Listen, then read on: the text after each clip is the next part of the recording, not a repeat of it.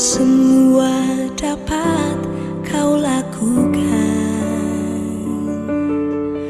Apa yang kelihatan mustahil bagiku, itu sangat mungkin bagimu.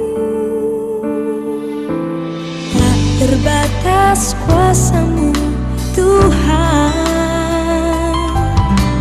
Semua dapat kau lakukan. Apa yang kelihatan mustahil bagiku, itu sangat mungkin bagimu. Di saat ku tak berdaya, kuasa-Mu yang sempurna. Ketika ku percaya, mujizat itu nyata. Bukan karena kekuatan, namun Roh-Mu ya Tuhan. Ketika ku berdoa, mujizat itu nyata.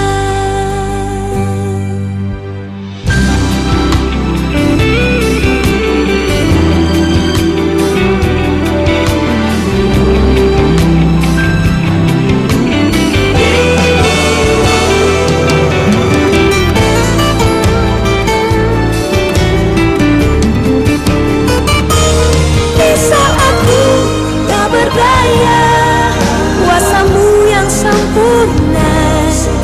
Ketika ku percaya, mujizat itu nyata.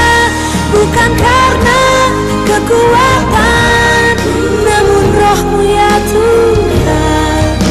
Ketika ku berdoa, mujizat itu nyata.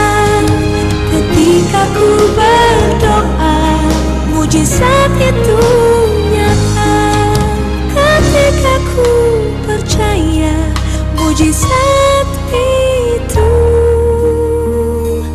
nyata.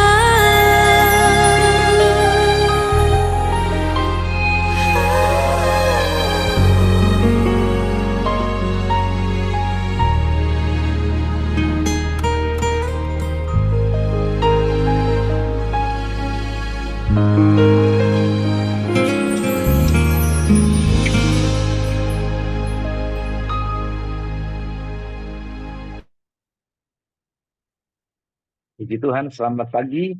Shalom, sekali lagi saya menyapa Pak Gunawan Hondala, Opa Gun. Selamat pagi, shalom. Ibu Catherine, selamat pagi, shalom. Pak Martin Adrian Rewaru, shalom, selamat pagi. Kemudian Pak Poli Mardin Hulu, selamat pagi, shalom. Pak RP, Pak Ronald Patina Sarari, selamat pagi, shalom.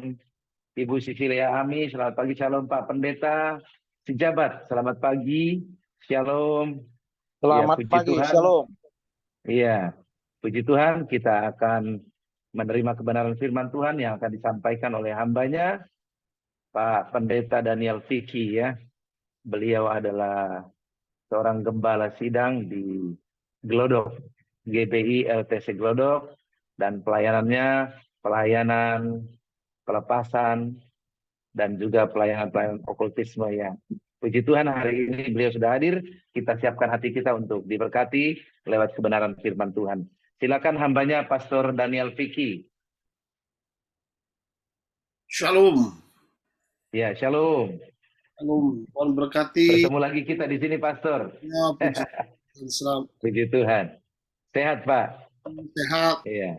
Sehat. Ya, keluarga sehat semuanya, puji Tuhan. Ya, silakan Pastor. Tuhan berkati. Shalom Tuhan. Kami percaya biarlah hadirat-Mu memenuhi tempat ini, di mana setiap anak-anak-Mu berada. Kami percaya pagi hari ini adalah pagi berkat, pagi sukacita. Amin. Kami perlu firman-Mu, kami perlu kekuatan yang baru sesuai dengan firman-Mu Tuhan, bahwa manusia bukan hidup dari roti saja, tetapi dari setiap firman yang keluar dari lidah bibir Tuhan. Biarlah firman-Mu pagi hari ini kami Tuhan mendidik kami, menjadikan kami serupa gambaran-Mu. Berbicaralah Tuhan, supaya kami boleh mengerti kehendak-Mu dan juga menjadi pelaku dari firman-Mu. Di dalam nama Tuhan Yesus kami sudah berdoa. Haleluya. Amin. Tuhan memberkati. Amin. Saya Amin. tema pagi hari ini adalah mujizat biji sesawi. Mujizat biji sesawi saya ambil dari Injil Matius pasal 13 ayat 31 sampai dengan 32. Matius pasal 13 ayat 31 sampai 32, Yesus membentangkan suatu perumpamaan lain lagi kepada mereka. Katanya, hal kerajaan surga itu seumpama biji sesawi yang diambil dan ditaburkan orang di ladangnya.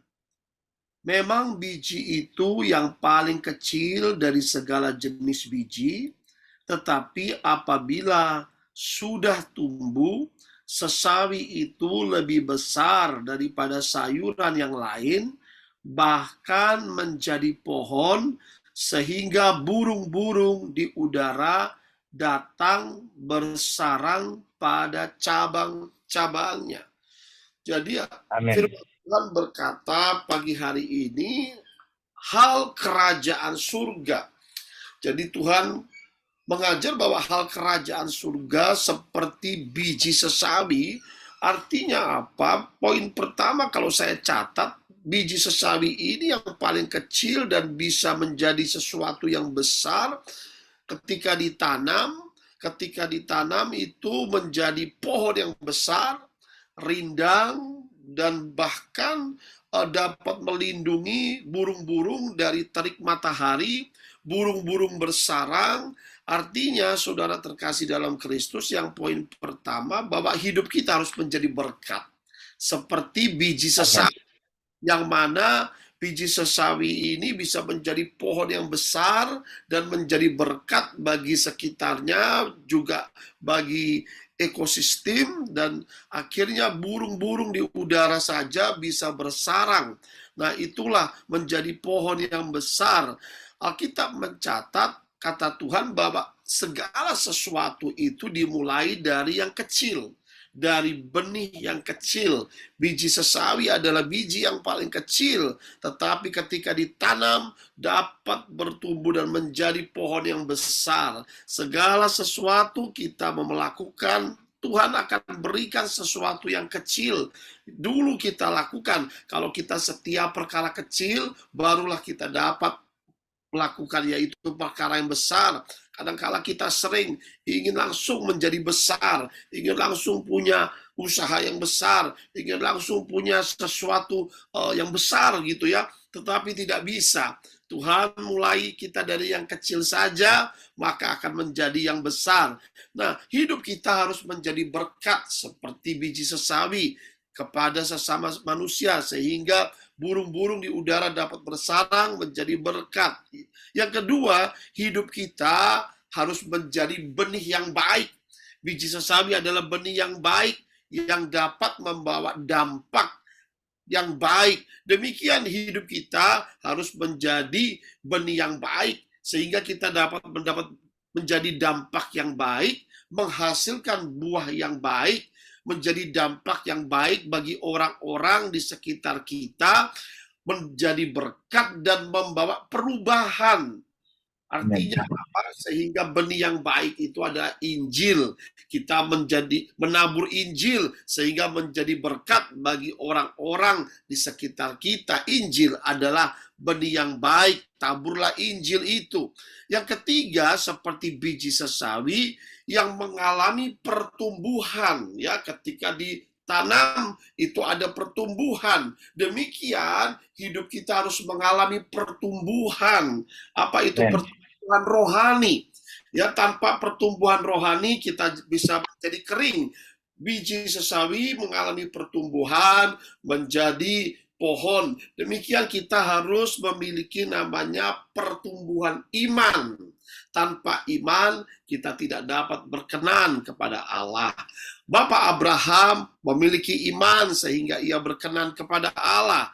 Ya, maka dari itu orang benar akan hidup oleh iman. demikian kita pun dibenarkan oleh iman. Saudara terkasih dalam Kristus, bagaimana kehidupan rohani kita? Apakah kita sudah mengalami pertumbuhan iman sehingga kita dapat memindahkan gunung? Atau jika kita belum memiliki pertumbuhan iman ini, maka hari ini kita harus seperti biji sesawi memiliki pertumbuhan iman. Jadi sekali lagi Alkitab mencatat bahwa kerajaan Allah itu dimulai dari hal yang kecil. Demikian pula gereja, seperti halnya ketika Yesus memulai dengan 12 murid, ya, bukan langsung menjadi besar. Dari 12 murid Yesus memberitakan Injil, lalu menjadi 70 murid. Dan begitu banyak kalau kita melihat demikian benih firman Allah yang ditabur itu dapat menjadi berkat, membawa perubahan kepada hidup banyak orang, ya. Demikian kalau kita melihat Injil ini ketika diberitakan melalui pelayanan Yesus dan murid-muridnya, sehingga apa yang terjadi dapat menjadi berkat pengajaran Yesus kepada banyak orang sekitar Yerusalem, Yudea, Samaria, sampai ujung bumi, yaitu gereja bertumbuh dari 12 orang. 12 orang menjadi besar, sampai hari ini kita bisa melihat seluruh dunia sudah banyak yang percaya kepada Kristus melalui Injil. Nah, saudara terkasih dalam Kristus, biji sesawi ini membawa pertumbuhan menjadi berkat. Demikian melalui Injil membawa pertumbuhan menjadi berkat, membawa perubahan ke arah yang lebih baik ke dalam hidup manusia. Manusia ketika mendengar Injil, yaitu bertobat, mengalami hidup yang baru, yaitu meninggalkan kefasikan, meninggalkan kejahatan, meninggalkan kedurhakaan, meninggalkan ketidakbenaran. Seperti dulu halnya ketika saya belum mengenal Injil. Sebelumnya saya adalah penyembah berhala, saya keturunan India.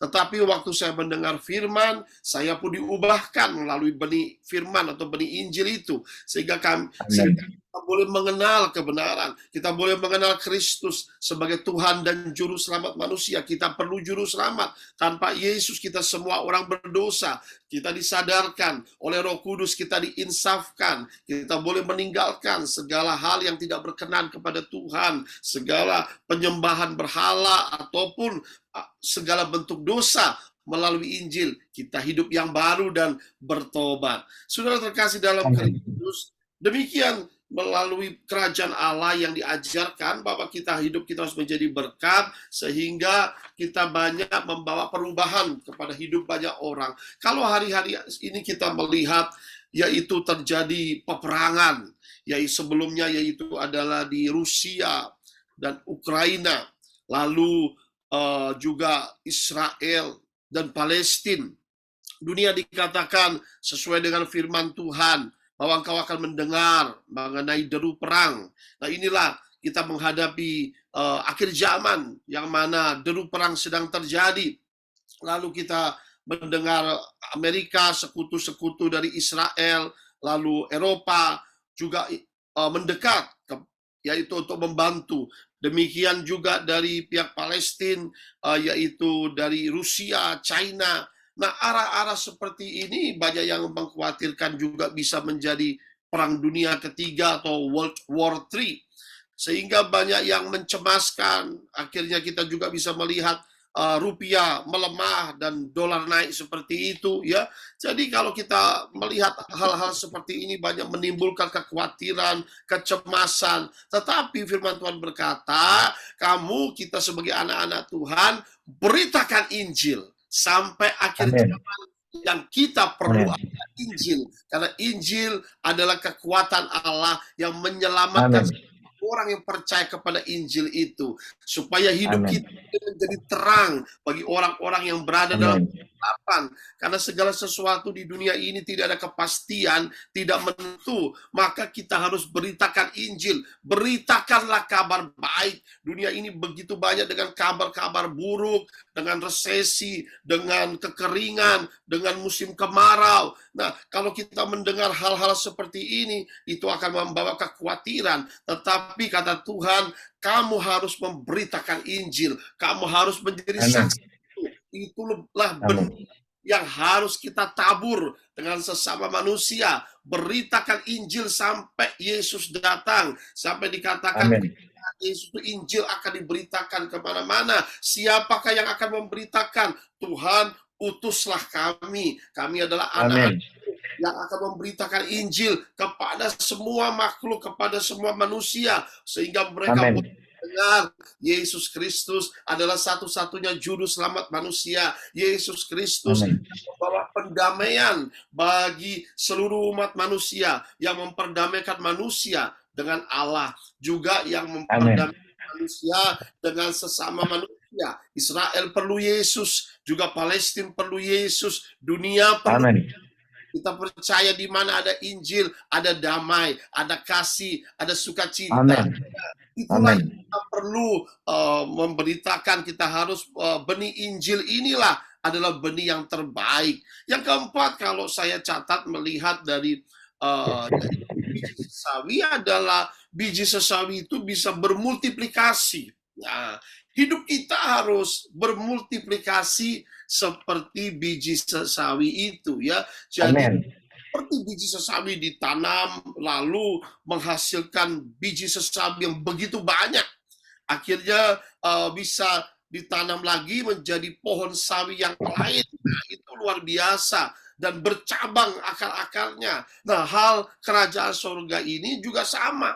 Harus kita memiliki pertumbuhan iman, harus ada multiplikasi, yaitu pasti ada multiplikasi berkat dan menjadi multiplikasi orang-orang percaya dalam gereja, dalam komunitas, sehingga banyak orang boleh diselamatkan, dilipat gandakan orang-orang percaya kepada Kristus. Maka saya percaya kalau hidup kita seperti biji sesawi, maka kita juga akan dapat menerima berkat multiplikasi berlipat ganda dari Tuhan, karena itulah kehendak Tuhan, ya. Yang kedua, di dalam Matius pasal 13 ini ayat 31 sampai 32 Tuhan berbicara mengenai biji sesawi. Tetapi dalam ayat 33 Tuhan bicara mengenai ragi. Ada dua hal yang Tuhan bicara. Pertama adalah biji sesawi, tetapi yang kedua dalam ayat 33 Tuhan berbicara mengenai ragi. Saya bacakan firman Tuhan, dan ia menceritakan perumpamaan ini juga. Yesus berbicara dalam perumpamaan kepada mereka. Hal kerajaan sorga itu seumpama ragi yang diambil seorang perempuan dan diadukkan ke dalam tepung terigu 3 sukat sampai khamir seluruhnya. Jadi yang kedua Tuhan berbicara adalah ragi. Hidup kita jangan seperti ragi, tapi harus seperti biji sesawi. Ragi ini adalah lambang dari kehadiran kejahatan. Ragi ini adalah lambang dari dosa yang mencemarkan, yang menghancurkan. Maka dikatakan a little yeast destroy the whole thing. Maka itu sedikit ragi mengkamiri seluruh adonan. Seperti halnya minuman walaupun lezat, tapi kalau sudah ada lalat, waduh, kita juga tidak mau minum, ya. Demikian juga minyak urapan, kalau sudah ada lalat itu sudah menjadi lalat itu menjadi bau, ya. Nah, saudara terkasih dalam Kristus, ragi ini tidak baik. Tuhan menginginkan yaitu hidup kita jangan seperti ragi. Ragi itu menjadikan kotor, menjadikan destroy atau menghancurkan seluruhnya, ya. Ragi itu membuat tidak ada kemurnian. Nah, demikian kita melakukan perjamuan kudus saja harus dengan roti yang tidak beragi. Artinya Tuhan mau hidup kita dalam kemurnian. Kalau orang sudah ada raginya, hilanglah kemurnian itu. Firman Tuhan berkata, berbahagialah orang yang murni hatinya. Blessed are those who are pure in heart. Kemurnian, bahasa aslinya pure in heart, atau berbahagialah orang yang murni hatinya. Kemurnian ini yang Tuhan mau, supaya kita ada kemurnian. Mereka akan dikatakan melihat Allah kalau hati kita murni, ya. Jadi supaya tidak ada lagi ragi. Tuhan mau hati kita menjadi murni supaya kita dapat melihat Allah. Ragi itu mencemarkan hati kita, dan dosa itu terdapatlah dalam hati kita. Sifat ragi yang merusak, mengkhamirkan, atau juga menghancurkan. Janganlah mengizinkan ragi bertumbuh dalam hati kita. Jangan izinkan dosa bertumbuh, menjalar seperti kanker dalam kehidupan kita. Karena akan merusak sel-sel dalam tubuh kita. Karena akan merusak kehidupan rohani kita. Sehingga akan mencemarkan kita dosa itu. Dan juga merusak hubungan kita dengan Tuhan. Dan hubungan kita dengan sesama manusia. Lagi dilambangkan juga oleh Tuhan Yesus sebagai suatu ajaran yang palsu, yaitu Tuhan berkata, waspadalah terhadap ragi-ragi orang Farisi, waspadalah terhadap ragi-ragi Herodes, ya. Jadi ragi ini sebagai sesuatu yang mencemarkan. Ragi orang Farisi artinya adalah agama atau kepercayaan kepada Tuhan, tetapi dicampurlah dengan adat istiadat manusia. Kata Tuhan, pintar sekali kamu, yaitu mengesampingkan firman Tuhan dengan melakukan perintah manusia atau adat istiadat, ragi, yaitu mengkhamirkan, dicampurlah dengan ajaran-ajaran manusia di berbagai tempat, tradisi, berbagai macam negeri itu, ya. Nah, ragi Herodes adalah ragi duniawi. Ajaran-ajaran duniawi masuklah ke dalam gereja, ya, atau dalam persekutuan orang-orang percaya. Tuhan berkata waspada terhadap ragi Farisi dan juga ragi orang Saduki, ya. Jadi ragi ini dapat mencemarkan. Ragi apa? Ragi modernisme, ya. Sehingga banyak orang yang kalau sudah hidupnya modernisme ini menolak kekuasaan firman Tuhan. Firman Tuhan ini bukan saja perkataan, tetapi kuasa. Mengandung kuasa. Kita harus percaya kepada setiap firman. Satu ayat ini dapat mengubah kehidupan kita, ya. Apabila percaya dengan sungguh-sungguh. Saya dulu adalah penyembah berhala yang super fanatik, yang bukan saja biasa-biasa, tetapi sangat mengerti dalam kepercayaan saya yang lama itu. Super fanatik, tetapi bagaimana saya bisa diubahkan? Ya, memang tentu istri saya doa puasa, banyak hamba Tuhan dipakai ternyata doa puasa, banyak doa syafaat. Nah, itulah benih-benih yang mereka tanam, benih yang baik, ya. Benih biji sawi melalui doa puasa itu memang penting sekali. Yang kedua, akhirnya firman Tuhan ini, saudara, yang dapat menyelamatkan saya.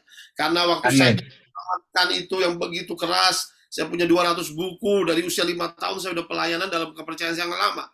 Ya, waktu istri saya kasih 1 ayat, saya bisa kasih 10 ayat. Jadi katakanlah begitu keras, ya. Waktu istri saya memang orang Kristen dari lahir, ya. Saya bukan. Tapi akhirnya waktu saya bertobat itu ketika Tuhan yang bicara langsung, minta Alkitab sama istrimu. Nah, ketika saya mulai baca firman ini, ayat demi ayat ini mengubah hidup saya. Sehingga saya baru dan haus. Kata Tuhan, barang siapa haus dan lapar datang padaku. Kita harus memiliki haus dan lapar akan firman yang dapat mengubah pola pikir kita, dapat mengubah kehidupan kita, yaitu melalui Injil. Ragi modernisme ini dapat membuat manusia lebih percaya kepada sains, kepada teknologi, sehingga banyak orang-orang muda ini sudah mulai meragukan firman Tuhan, ya, atau ragi keduniawian, sehingga manusia lebih mengandalkan kekuatan dunia, kekuatan uang, ya, atau kekuatan mamon itu, kekuatan harta dunia. Ya, kata Tuhan, terkutuklah orang mengandalkan manusia, mengandalkan Mesir, mengandalkan kekuatan dunia. Nah, banyak orang kalau sudah ragi keduniawian, akhirnya mereka mengandalkan uang, mengandalkan mamon dalam kehidupan mereka. Diberkatilah ketika kita mengandalkan Tuhan. Nah, lagi kedursilaan, masuklah hal-hal yang tidak baik atau najis dalam kehidupan yaitu orang percaya, yaitu dengan ragi kedursilaan. Akhirnya kita bisa melihat hari-hari ini, mulai beberapa tahun yang lalu sudah seluruh dunia, banyak gereja-gereja juga di Eropa akhirnya melegalkan LGBT, itu ragi kedursilaan. Akhirnya melegalkan LGBT, baik maupun yaitu katakanlah sex before marriage, bahkan abortion dan lain sebagainya, ya, perzinahan. Nah, sudah terkasih dalam Kristus, kita harus mengingat bahwa Allah itu kudus. Tanpa kekudusan kita tidak dapat berjumpa dengan Tuhan. Waspadalah dengan Amin. lagi ajaran-ajaran yang akhirnya berkompromi dengan dosa, ragi kedudusilaan, lalu macam-macam yaitu sinkretisme atau okultisme. Ini adalah ragi yang dapat merusak. Maka sudah terkasih dalam Kristus, perumpamaan biji sesawi dan ragi membentuk suatu pasangan. Artinya apa? Kutuk dan berkat itu adalah pilihan. Nah, bagaimana hidup kita? Kita mau menjadi benih yang baik, yaitu ragi itu, supaya kita bertumbuh, memiliki buah, dan menjadi dampak bagi orang-orang sekitar kita, atau hidup kita seperti ragi, sehingga merusak kehidupan diri sendiri dan juga orang lain.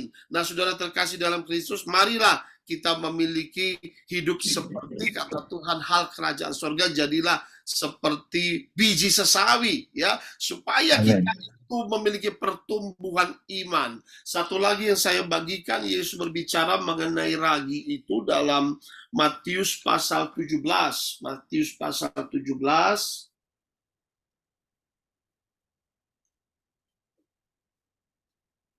Matius pasal 17 ayat 14 sampai 21 saya bacakan.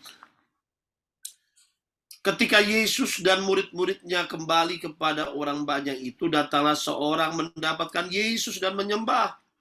Katanya, Tuhan, kasihanilah anakku ini, ia sakit ayan, sangat menderita, ia sering jatuh ke dalam api dan juga sering ke dalam air. Aku sudah membawanya kepada murid-muridmu, tetapi mereka tidak dapat menyembuhkannya. Ayat 17, maka kata Yesus, hai kamu angkatan yang tidak percaya dan yang sesat, berapa lama lagi aku harus tinggal di antara kamu? Berapa lama lagi aku harus sabar terhadap kamu? Bawalah anak itu kemari. Dengan keras Yesus menegur dia, lalu keluarlah setan itu daripadanya dan anak itu pun sembuh seketika itu juga, ya. Sampai ayat 18 dahulu, disinilah ada satu peristiwa. Kita tahu bahwa Yesus menyembuhkan banyak orang, Yesus membebaskan banyak orang. Demikian kuasa yang sama diberikan kepada murid-muridnya, di mana mereka melakukan banyak mujizat. Lalu tetapi di sini ada hal yang berbeda yang terjadi, sesuatu tantangan yang dihadapi oleh murid-murid Yesus. Seorang bapak yang membawa anaknya yang menderita penyakit ayan, maka Alkitab mencatat bahwa anak ini kerasukan setan. Setan ini yang menjadikan anak ini, membinasakan anak ini, membawa kepada air atau sungai. Artinya membawa bunuh diri. Iblis pekerjaannya mencuri, membunuh dan membinasakan supaya anak ini matilah. Demikian iblis, ya, dibawa supaya dia masuk ke dalam sungai, terhanyut, matilah, atau ke dalam api. Lalu disinilah mohonlah anak bapak ini, tolong Tuhan selamatkan, aku bawa ke murid-muridmu, tapi ternyata tidak ada kesembuhan, ya, masih seperti inilah anakku. Nah, akhirnya ketika dibawa Yesus, Yesus langsung menghadik iblis itu, dan Alkitab mencatat menjadi sembuh. Sakit, penyakit, penderitaan itu memang kebanyakan itu adalah dari setan. Selama saya pelayanan, mulai dari awal, Tuhan pakai saya dalam pelayanan pelepasan. Lebih dari 10.000 jiwa yang dilepaskan, dan ternyata banyak orang yang mengalami kesembuhan. Ya, penyakit-penyakit penyakit santet, telu guna-guna, itu penyakit non medis, ataupun penyakit bisu tuli, ya, penyakit-penyakit seperti itu, ya, itulah memang ada roh bisu, roh tuli, itu segala macam. Bahkan penyakit itu ternyata memang dari iblis, itu akarnya, ya, termasuk kanker, tumor, kadang dari kekecewaan dan kepahitan lah, itulah ada kanker tumor, ya. Nah, tidak mungkin saya bahas panjang lebar, tapi di sini jelas Alkitab mencatat bahwa begitu banyak penyakit ini, penderita ini, pekerjaan iblis. Allah tidak pernah memberikan kita penyakit. Kita tahu bahwa Ayub ditimpakan penyakit oleh setan atas izin Tuhan. Nah, iblis itulah yang memberikan penyakit dan penderitaan kepada manusia. Nah, saudara terkasih dalam Kristus, disinilah Tuhan mau bahwa kita sebagai umat Tuhan ikut melepaskan orang-orang yang terikat.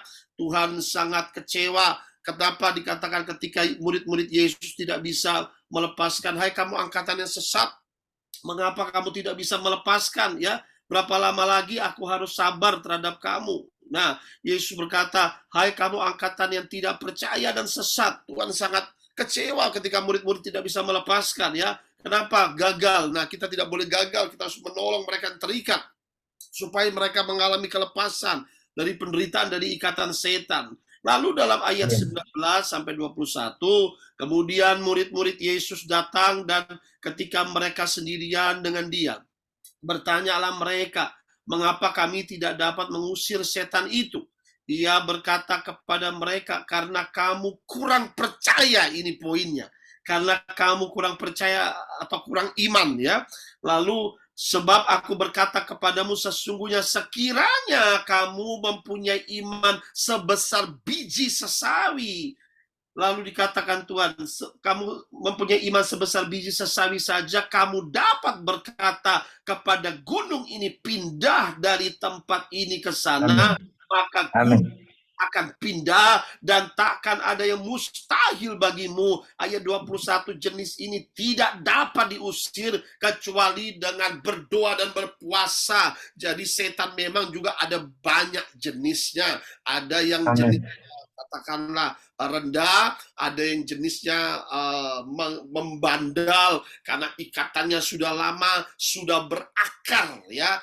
Itulah memang itu pembahasan lain lagi harus khusus ya. Itu ikatan-ikatan seperti itu kata Tuhan harus doa dan puasa.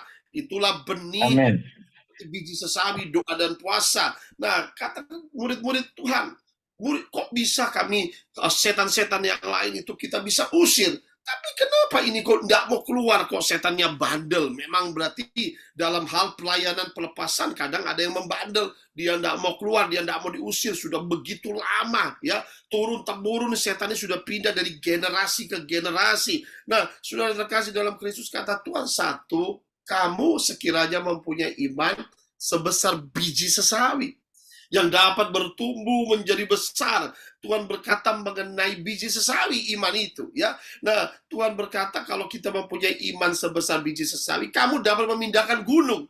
Nah, kalau kita pikir pakai logika, gunung itu yang begitu besar, bagaimana mau dikatakan diperintahkan? Kamu dapat perintahkan gunung untuk terangkat, tercabut dan pindah ke laut ya. Artinya apa? Sebetulnya Tuhan kalau kita punya iman, di mulut kita ditaruh kuasa yang besar. Setan itu adalah ibarat, iblis itu adalah ibarat gunung yang tidak bisa dipindahkan, sesuatu kekuatan ya, seperti roh penghalang. Saudara terkasih dalam Kristus. Nah, kata Tuhan, apabila kamu mempunyai iman sebesar biji sesawi, setan itu adalah penghalang berkat.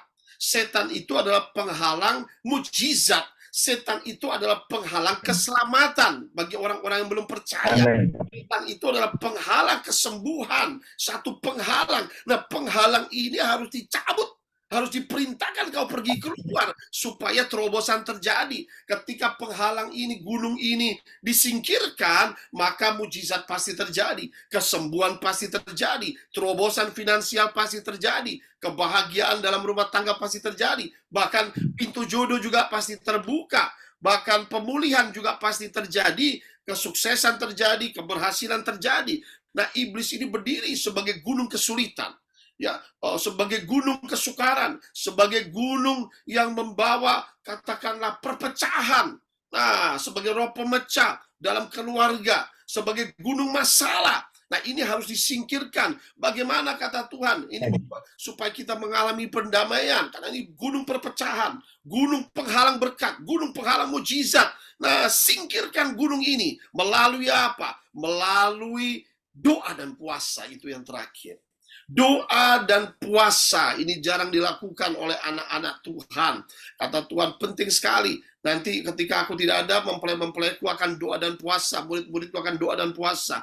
Doa dan puasa adalah seperti biji sesawi, benih yang akan bertumbuh menjadi besar, berdampak. Apa yang menjadi besar ketika kita doa dan puasa? Otoritas dan kuasa wibawa ilahi yang ada dalam anak-anak Tuhan akan menjadi besar. Memang tubuh kita menjadi lemah waktu puasa, tetapi secara spirit, otoritas dan wibawa dan kuasa ilahi menjadi besar. Amin. Pertama itu supaya kita memiliki kuasa yang besar. Yesus saja berpuasa 40 hari. Ya, masa kita tidak mau berpuasa? Ya, berpuasa. Doa yang kedua, maka doa dan puasa ini adalah kunci terobosan kuasa Allah supaya kita terima itu. Amin. Terobosan. Amin. Ketiga, doa dan puasa ini mendatangkan pertolongan Allah dalam hidup kita. Mendatangkan perlindungan Tuhan dalam hidup kita. Amin. Nah, yang keempat, doa dan puasa menggerakkan hati Bapa Surgawi untuk menjawab doa-doa kita. Yang kelima, doa dan puasa adalah pintu atau portal kepada kuasa supranatural supaya kita terima. Dimensi supranatural kita akan alami waktu kita mau menabur doa dan puasa itu, kata Tuhan. Sesuatu dimensi supranatural. Yang keenam, doa dan puasa akan menumbuhkan iman kita makin mantap dalam Tuhan, ya, supaya ketika apa yang terjadi ketika doa dan puasa, kita akan mengalami kesabaran.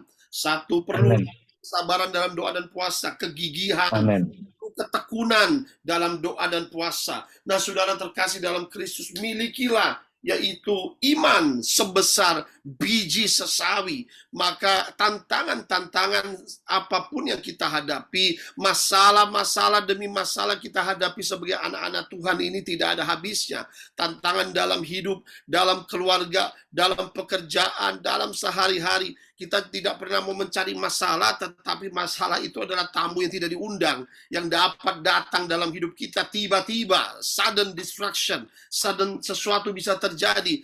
Maka kita perlu iman menghadapi segala sesuatu dalam hari-hari ini. Maka dengan iman seperti biji sesawi, segala gunung kesulitan, gunung masalah, gunung kesukaran, iblis ini yang menjadi gunung ini, kita dapat pindahkan. Gunung ini dapat dipindahkan ke laut. Nah, demikian firman yang saya bagikan pagi hari ini supaya dapat menjadi berkat bagi kita semua.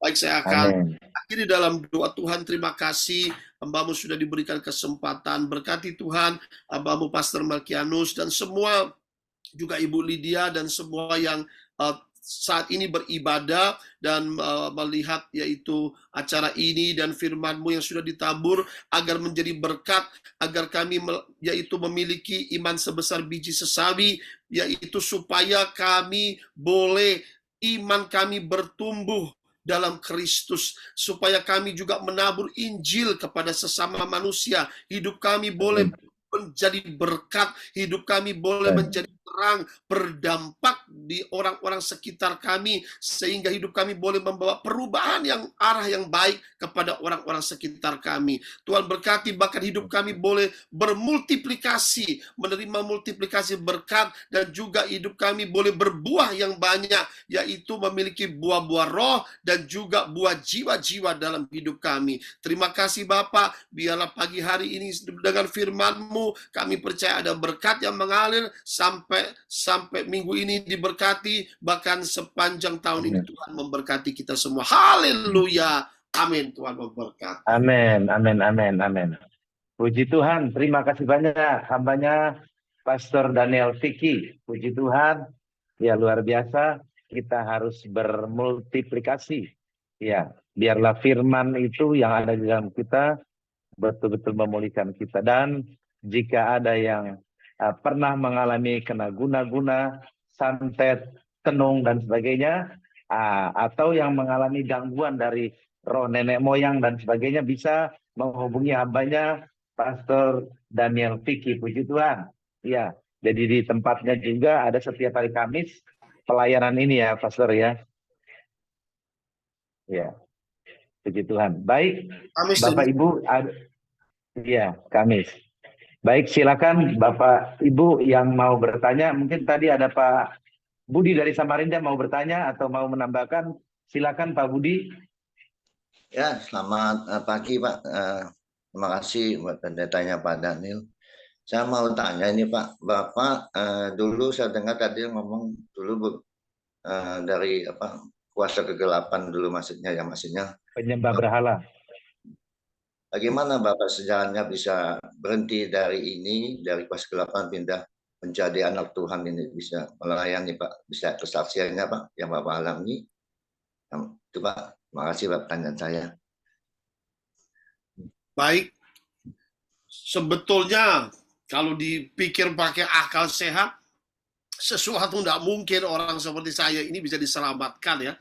Karena saya sangat berakar dahulunya, saya bukan orang yang katakanlah ikut-ikutan gitu ya. Dari kecil saya itu sangat mengerti dalam kepercayaan berhala, dan saya pun dulu orang-orang Kristen saya tarik kepada kepercayaan berhala. Saya dulu adalah anti Kristus karena saya tidak mengenal Kristus. Tetapi saya begitu membenci ajaran kekristenan, tapi ternyata Yesus ini sangat mengasihi saya. Saya juga bingung, begitu Tuhan sangat mengasihi saya. Sebetulnya waktu saya sempat di India itu umur 7 tahun, saya sudah pernah mengalami perjumpaan dengan Tuhan. Itu adalah benih pertama, tetapi itu secara katakanlah masih kecil, tapi saya ingat, saya tidak pernah lupa. Cuma karena keluarga saya berlatar belakang penyembah berhala, firman Tuhan berkata, sejak dalam kandungan aku sudah memilihmu. Nah, tapi akhirnya ya katakanlah iblis tidak ingin melepaskan. Akhirnya saya berakar dalam kepercayaan yang lama, dan berjumpa dengan istri saya, menikah walaupun secara Kristen, tapi saya masih dengan kepercayaan yang lama. Akhirnya singkatlah, saya dulu orang yang sangat sombong, datang ke gereja lipat tangan, walaupun firman itu saya mulai dengar, dan firman itu tidak kembali dengan sia-sia. Pelan dan pelan firman itu mulai katakanlah membuka mata rohani saya, apa yang benar, tetapi saya masih mengeraskan hati. Terus saya datang hari Minggu sama istri saya, dengar firman, walaupun saya suka lipat tangan, tidak mau angkat tangan, tapi firman itu bekerja. Namun sebetulnya sesuatu yang terjadi adalah waktu saya datang dalam satu KKR, memang itulah waktu Tuhan. Segala sesuatu ada waktu Tuhan. Istri saya doa puasa, banyak orang doa puasa, istri saya, jadi memang harus ada menabur benih puasa itu 2 tahun, ya itu luar biasa. Teman-teman istri saya 30 tahun, suaminya nggak diselamatkan, saya 2 tahun, memang sudah rencana Tuhan. Akhirnya dalam satu KKR, singkat pada saat itu memang KKN Benny Hinn, saya tidak muliakan Benny Hinn, tetapi saya pada saat itu ada di belakang. Artinya gini, dimanapun kita berada, KKR manapun, kalau Tuhan mau menjamah, maka Tuhan akan menjamah. Yang menjadi satu titik dalam hidup saya, pada saat itu saya melihat banyak mujizat, karena kepercayaan saya yang lama juga banyak mujizat.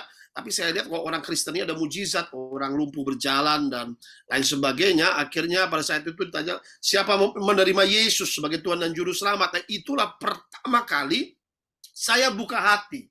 Ini yang penting, waktu kita buka hati kepada Tuhan, nah Tuhan berkata, aku mengetuk depan pintu. Barang siapa membuka pintu, aku akan masuk. Nah, kalau kita buka pintu hati kita, disitulah pertama kali Roh Kudus menjamah saya. Roh Kudus menjamah saya mengalami damai sejahtera yang luar biasa. Itu titik perubahan dalam hidup saya sampai keluar air mata. Saya pikir, apa ini? Saya belum pernah mengalami seperti ini dalam hidup saya. Besok harinya hiyo yang saya pasang 3 kali mati, lilinnya saya pasang pakai minyak itu mati 3 kali. Saya juga bisa lagi menyembah berhala. Ada suara berkata, anakku, minta Alkitab sama istrimu, karena aku akan bicara denganmu. Ternyata Tuhan bicara itu melalui Alkitab. Suara itu lembut, tapi saya mau nggak mau tunduk dengan suara itu.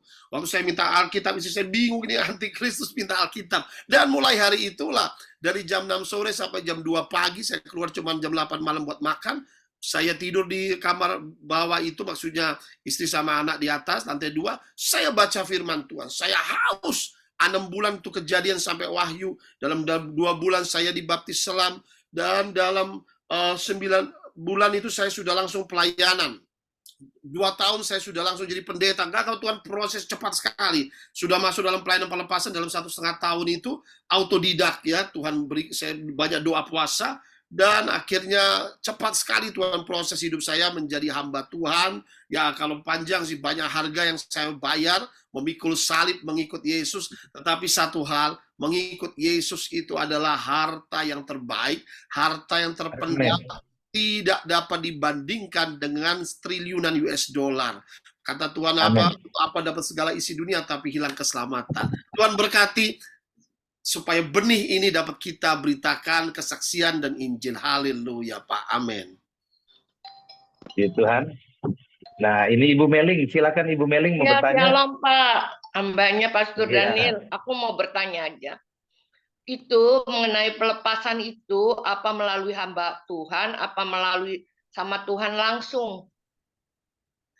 Pelepasan itu semua orang bisa lakukan, kata firman Tuhan, apa tanda-tanda ini menyertai orang-orang percaya. Mereka akan mengusir setan-setan, segala setan demi namaku, ya. Jadi semua orang percaya bisa mengusir setan. Itu ada halnya seperti pisau yang harus diasah terus, maka akan menjadi tajam. Semua bisa. Tapi masalahnya itu kembali kepada diri kita masing-masing lagi nih. Kadang-kala orang ketika ada kerasukan udah ketakutan. Waduh, kan tingkah laku orang yang kerasukan itu kan kadang menyerapkan, ya. Matanya menjadi besar, lalu suaranya berubah mengerang menjadi seperti laki-laki. Nah, hal-hal seperti itulah kadang-kala orang tidak berani menghadapi, ya, lalu diancam dan lain sebagainya. Sebetulnya setan itu macan ompong, ya. Nah, memang saya banyak melakukan seminar-seminar seluruh Indonesia, banyak hamba Tuhan atau pelayan-pelayan yang mengikuti yang suka melakukan pelepasan. Nah, kalau memang mau undang, saya siap supaya saya bisa membagikan cara-cara mengikat, menghardik, yaitu mengusir setan, supaya kan banyak orang kalau masih belum tahu, akhirnya diintimidasi, takut, dan lain sebagainya. Padahal kita ini singa Yehuda ada di dalam kita, setan itu singa ompong, ya. Nah, kalau kita tahu bahwa kita memiliki kuasa, gunakanlah kuasa itu. Banyak orang saja tidak mengerti bahwa kuasa yang besar sudah Tuhan taruh di dalam setiap orang percaya. Hanya seperti benih itu belum bertumbuh, belum menjadi besar. Tapi kalau kita izinkan benih itu menjadi besar, maka tidak ada setan yang tidak dapat diusir dalam nama Yesus. Haleluya. Kedua, Pak, ya, kalau orang itu mendapatkan suatu mantra dari nenek moyang, apa siapa moyang lah, nggak tahu.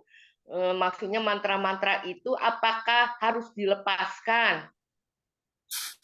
Suatu mantra itu kalau dia terikat mantra atau dia memang suka sebelumnya terlibat dengan mantra, memang harus diadakan pemutusan hubungan dengan berhala atau kuasa kegelapan melalui doa. Sebetulnya simpel saja sih, biasanya kalau saya suka membawa kepada doa dalam nama Tuhan Yesus. Segala hubungan dengan okultisme, sihir, penyembahan berhala, dengan roh mantra, saat ini oleh darah Yesus, perjanjiannya dibatalkan, diputuskan, segala kutukannya tidak berlaku, sudah expire oleh darah Yesus, sudah kadaluarsa. Maka itu akan menjadi putus, dan akhirnya tidak lagi bertumbuh itu yang ragi atau mantra itu dari si jahat. Nah, itu saja. Nanti saya percaya.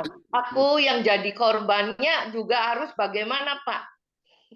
Aku yang jadi korbannya kena mantra nih. Oh. Ibu? Ya, buka kameranya, Bu, biar bisa dilihat. Ibu ini dimantrain atau ya nggak tahu apa jodoh dari Tuhan, apa emang dia dari mantra dia, soalnya aku sama orang-orang itu nggak mau semua, maunya dia. Oh, yang itu sekarang jadi suami. Iya. Mungkin tergila-gila ya sama hanya satu orang ini, ya itu. Ya, yang lain-lain yang banyak yang mau, aku tolak semua, maunya dia. Nah, dia ngaku kalau dia itu dulunya pakai mantra, katanya. Oh, itu ilmu pelet, cewek. Ilmu pelet, kalau dalam kejawen itu kan ilmu pelet dimantrain lah, ya. Nah, akunya nih masih terikat enggak nih, Pak, di dalam tubuh aku, tapi lepaskan dalam nama Yesus, tolak roh mantra keluar. Ya, Ibu mailing ya. Ya, Pak. Kita doa di dalam nama Tuhan Yesus, segala kuasa kegelapan, roh mantra, dan juga kuasa-kuasa ilmu pelet yang mengikat di alam roh, sehingga membuat tergila-gila saat ini juga oleh kuasa darah Yesus. Kami memutuskan di dalam nama Tuhan Yesus, segala kuasa kegelapan, ilmu mantra, roh pelet itu tidak lagi mengikat, diputuskan, dihancurkan kuasanya. Dan Ibu mailing ini dibebaskan dalam nama Tuhan Yesus. Roh Kudus bekerja, Roh Kudus mengurapi, dan kami percaya sehingga Tuhan memberikan jodoh yang terbaik yang dari Tuhan. Haleluya. Amin. Amin. Makasih ya Pak, Tuhan berkati. Oke, aku pamit mau ke rumah sakit dulu. Oh Makasih iya, baik Ibu Melin. semuanya, Tuhan berkati. Iya, Tuhan berkati. Shalom. Ya. Shalom, Pak. Iya. Saya mau tanya. Ya, Begini, Pak. Di Matius 17 ayat 21, pada waktu itu murid-murid Tuhan Yesus mau mengusir setan, tapi nggak bisa. Dan Yesus yang mengusir, dan Yesus berkata, jenis ini tidak bisa diusir selain dengan doa dan puasa. Berarti ada jenis-jenisnya ya, Pak ya? betul. Nah, bagaimana membedakan, Pak, jenis yang harus diusir dengan berdoa dan dengan berpuasa, Pak? Jadi begini. Harus dengan berpuasa. Ya, sebetulnya kalau kita sudah terlibat dalam pelayanan pengusiran roh jahat, itu mau nggak mau harus doa puasa setiap hari. Itu saya lakukan. Jadi ada 7 hari, 21 hari, 40 hari. Nah, saya sih doa puasa setiap hari. Nggak mungkin lah kalau orang yang terlibat dalam pelayanan pelepasan, dia tidak berdoa dan berpuasa, itu tidak ada perisainya. Jadi mau tidak mau, karena pasti kadar kuasanya itu berbeda. Karena memang setan itu ada jenisnya, ya. Jenis yang tinggi yang saya sering usir adalah fallen angel, yaitu seperti Lucifer. Ya, saya pelepasan Lucifer sudah lebih dari 1000 kali. Nah, kalau yang di Indonesia adalah Leviathan Spirit, jenis Nyi Roro Kidul, Kanjeng Ratu Kidul. Nah, jenis-jenis ini itu berakar mengikat. Sebetulnya bukan setannya yang kuat. Nah, itu ada yang mengikat itu ketika dia sudah perjanjian itu dari nenek moyang. Ya, seperti orang yang autisme, perjanjiannya sudah pesugihan, itu kutuknya tuh sudah, nah itu yang mengalami sesuatu yang sudah diikatnya cukup kuat. Nah, itu butuh kesabaran, tidak bisa sekali 2 kali pelepasan.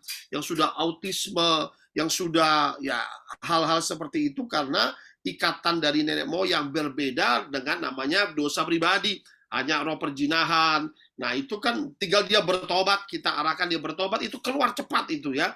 Atau segala sesuatu yang dilakukan dosa secara pribadi, memang ada spiritnya di dalam itu. Ketika Roh Kudus bekerja, menginsafkan, cepat keluarnya, cepat lepasnya. Dosa kepahitan, dosa kebencian, amarah, itu cepat ya. Sehingga bisa dipulihkan baik rumah tangga. Nah, tapi kalau yang sudah, yang seperti pesugihan, yang autisme ini kan dialami seperti ayan atau autisme. Nah, hal seperti ini perlu doa puasa, karena ini sudah mengikat. Jadi ada banyak yang di Indonesia ini yang ternyata banyak melakukan pesugihan, akhirnya seperti dia matanya melihat tapi kosong tatapan matanya.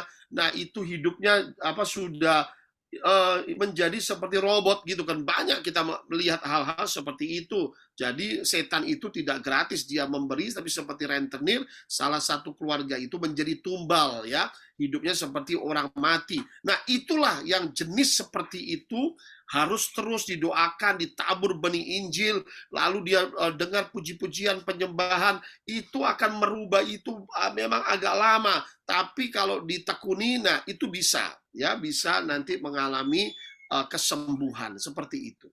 Ya, Tuhan memberkati.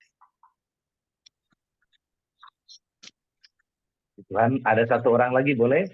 Silakan.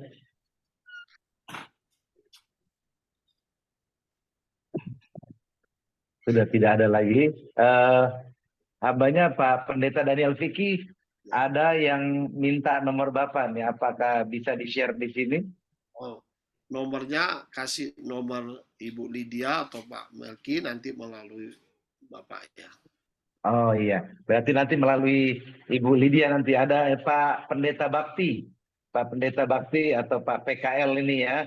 Nanti melalui Ibu Lydia saja nanti minta nomornya ya. Untuk bisa berkomunikasi nanti dengan Pak Pendeta Daniel Vicky. Baik, kalau sudah tidak ada lagi yang bertanya, karena sudah jam 6:05, kita akan akhiri doa pagi hari ini. Terima kasih sekali lagi buat Pak Pendeta Daniel Vicky untuk pemaparannya, pencerahannya bagi kita hamba Tuhan. Semuanya memiliki kuasa, tetapi satu hal yang perlu kita lakukan adalah jika kuasa itu bisa maksimal kita lakukan, kita pakai adalah dengan doa dan puasa setiap hari. sehingga kita memiliki kekuatan yang daripada Tuhan saja. Jadi kita lakukan semuanya bukan karena kita, tetapi karena Roh Kudus yang melakukannya di dalam kita. Puji Tuhan. Baik Bapak Ibu, kita akan akhiri doa pagi hari ini. Nanti doa syafaat oleh Tifon ya. Tifon akan berdoa syafaat, kemudian nanti doa berkat oleh Pak Gembala, Bapak Pastor Nathaniel Yerijen. Silakan Ivon.